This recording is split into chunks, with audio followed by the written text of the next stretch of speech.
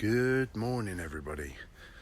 I just thought I'd do a quick live. I'm not feeling too great today, got a bit of a head cold.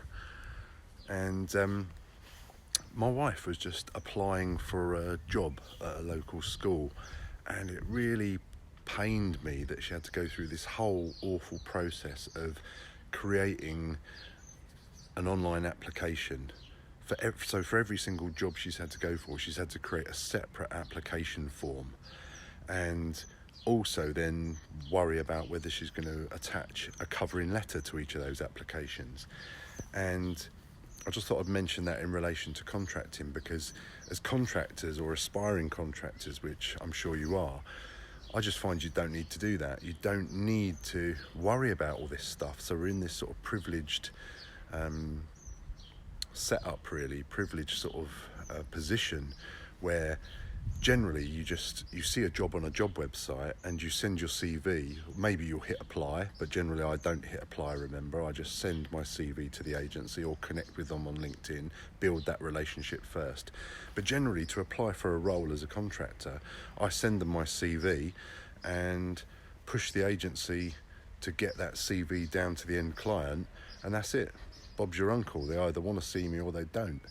So I know some contractors I know have spent, or people who are wanting to get into contracting, have spent a long time creating fancy cover letters. And my experience anyway, correct me if I'm wrong in the comments below, by all means, is you don't need a fancy cover letter to accompany every single CV, every single application you go for. Generally, if you get your CV to the agency, that's all they need, and they will send that CV onto the end client. You don't need to worry about cover letters. Whereas my wife has been creating a cover letter and a different application for every single job she's had to go for. So we're generally in the privileged situation where we can put our profiles up on some of these job websites like JobServe, JobSite, CW Jobs, whatever it is, and attach your CV to that profile, or basically just get your CV to the agency, and that's all that's required. You don't have to piddle around with all this extra stuff. So if you're not contracting yet, don't worry about things like covering letters. Dear sir, madam, blah, blah, blah, blah, blah. This is the sort of thing I want. Just send them your CV, okay? Because, agencies are ruthless enough. They will be able to see straight away whether you vaguely match a job spec. And, of course, they want you to get the job because they want to get their money. So they will put you forward if you've got vaguely any of the skills required. So, and of course the client is then going to get in contact with you if they can see anything in your CV that relates to the job and looks like you might be a good fit. So again, don't worry about a covering letter, because I doubt the agency is going to pass that on to the end client. They're just going to send the raw CV over at best. Okay, so just a quick tip there from something I just noticed my wife doing with her applications for school jobs. Hope you have a fantastic Tuesday and rest of the week.